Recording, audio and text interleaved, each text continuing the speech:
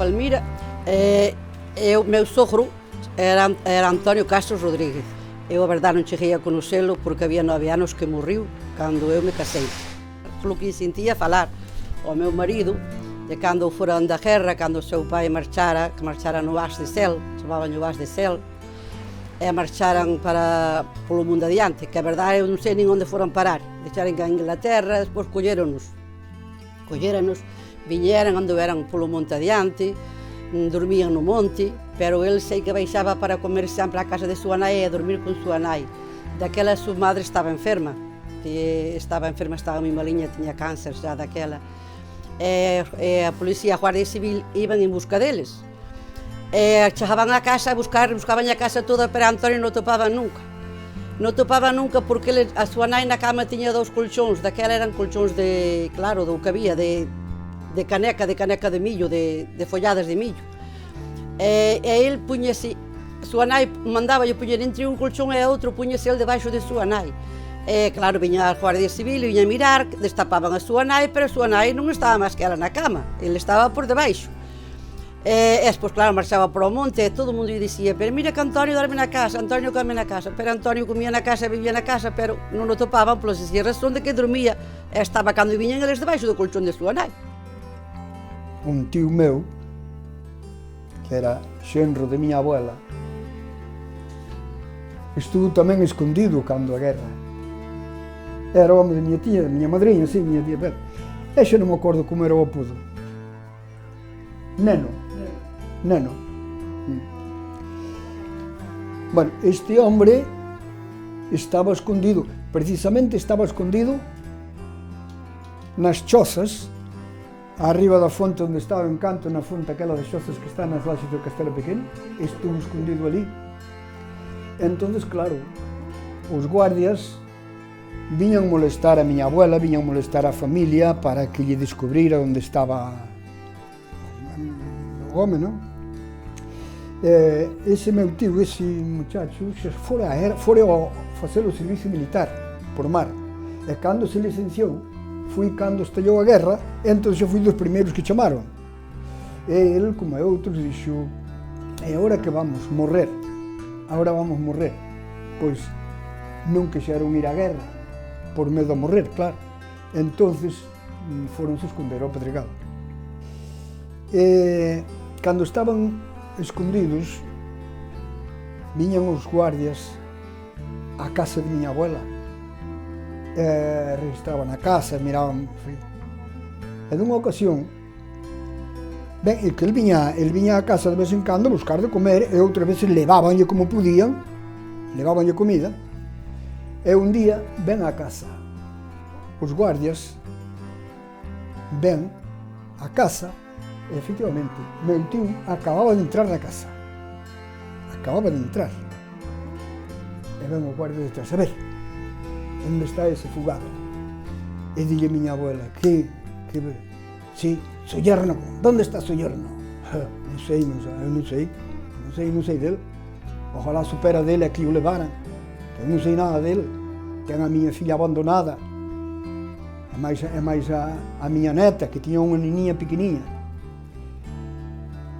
E miraron pola casa e tal, e recordo meu perfectamente, e eu tiría, non sei se tiría 5 anos. E o feado non tiña unha porta, non tiña porta, nin tiña escaleiras. Había unha escaleiriña que arrimábamos ali cando queríamos subir, o feado, que no feado guardábanse patatas e fardábanse fruto, e cando non, separábamos a escaleira.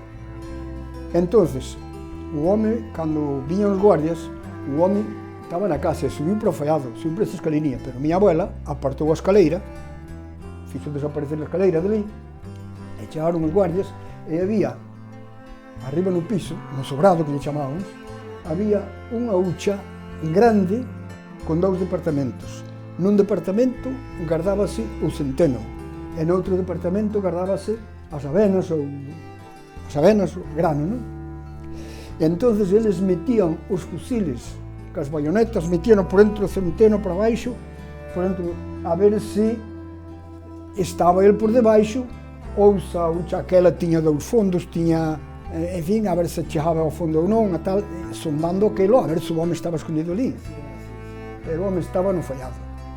Entón, miran e ven a porta do fallado, o boquete que había para entrar para arriba. E que tienen aquí arriba? Nada, señor, e hai patacas. E guardamos patacas, e guardamos frutos aí. Pero, por onde soben? Como soben ustedes? Pois arrimamos unha silla, e empujamos uns aos outros cando queremos subir, que non hai escaleiras, non ten escaleiras. Entón, arrimaron ali unha silla, e subiron a silla, meteron a cabeza por riba, e arriba era o fallado, era oscuro, non? Bueno, había patacas, viron patacas ali, pero había oscuridade. Pero encima do fallado, por debaixo do tellado, había unha viga, dun lado ao outro, e unha viga desas antigos, unha viga de carballo, gorda, e o home, que non era tampouco moi corpulento, metiuse por encima da viga, e puxose por encima da viga, estirado por encima da viga, e eles podían andar por abaixo, e ele estaba encima da viga. E miraron, aquí non hai nada. E diste un soldado, un guardia daqueles. Pois nos engañó. La Celestina nos engañó. Nos dijo que su yerno acababa de entrar en casa. Es verdad.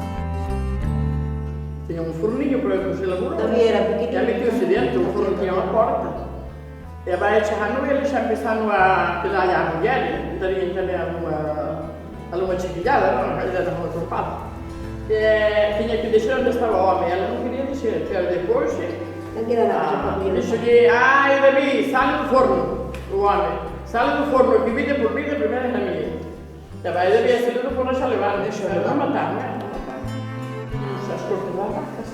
E máis, un sitio, tiñamos lavado as patacas, e máis metíamos a palla do centeu, non sabes? A palla do centeu, metíamos lá ali. E máis para roxos, é isso. E tamén, que nada para a casa, levantava-se, fixaram o piso era de madeira, cortaram um cacho, fixaram com uma porta, e entrava desde a palha de baixo, pela porta, essa porta para comer arriba, na coxinha com eles, e depois saía outra vez para a palha, assim, estava o tempo que estuvo. E depois, deixei o final do contramestre, acho que no centro do contramestre de Quinto. Sí. Deixei o final do contramestre. Lero a mio que ten tres. Porque así van a escoller igual a mio que ten tres. E fui o contramestre con ele. Eles que así había un salón, estaban esos todos, os derrotados todos, de unha banda a outra, e sabían onde me van a matar. Depois se lá me saí aquí, e fui o contramestre con ele, e non mataron. E non mataron, nem lle pegaron nunca, que non colleron, nem tampouco mataron. Eu xa pensaba que ia para o matadero, pero non. Meu pai foi a África tamén. Sí. O teu pai non tuvo que ir non tuvo que escapar ao monte? Sí, mentre tanto, bueno, aquí ao monte prácticamente, aquí en Xenzo, prácticamente ao monte non foron, pero tiñan uns furados, tiñamos unha costa aí, tiñan uns furados por debaixo, esterco por riba, e vivían aí ajochados. Por que vivían ajochados? Porque daqui do noso lugar, ves o camiño do noso monte onde se vai cara a Mazaricos, cara a Picota. Entonces, cando viñan esa xente, xa os vían vir. Entonces buscaban a maneira de se agochar de alguna maneira para que nos levasen. Persiguíanos por todos os corrouchos. Andaban por aquí na volta, persiguindo a volta das casas, e depois había os fascistas, que algúns ainda morreron hai pouco, fascistas que viñan polas aldeas, mirar as cuadras, mirar os sitios onde podían estar agochados.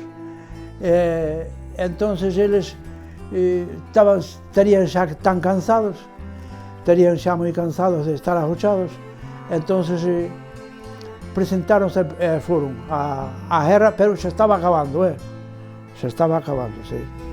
Meu pai foi a África tamén, que dicía a defunta de miña tía Lela, dicía ela, cando viña Suárez, en vez de os traer polo camiño de baixo, se os traía polo alto do monte, para que o visen, porque marcaban para a xente do lugar, e os do lugar que tiñan que ir á guerra a agoxarse.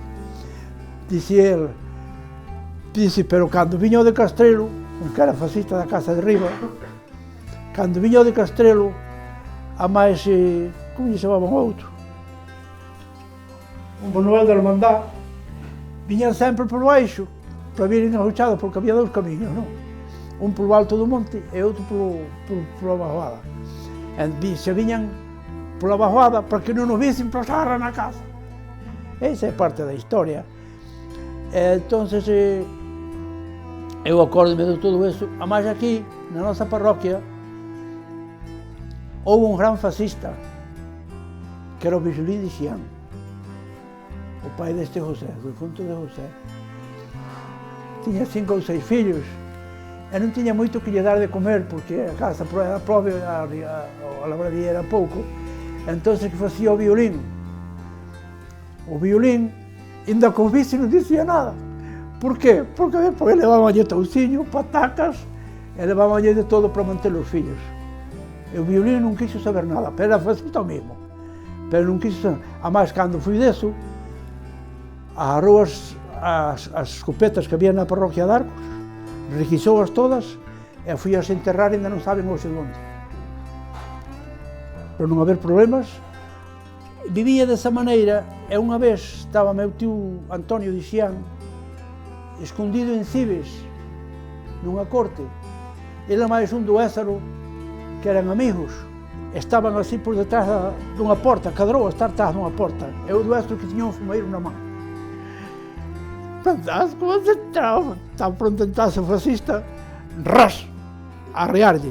E meu tío quieto, e o outro tamén. Pero quen que salvou todo eso? O violín. E eu digo o violín, aquí non hai ninguén. Aquí non hai ninguén, vámonos. E marchano. Por iso é que o violín, como vivía a conta da xente de por aquí, nunca se metían problemas, porque lle levaban de comer para os seus fillos, que o touciño non tiña.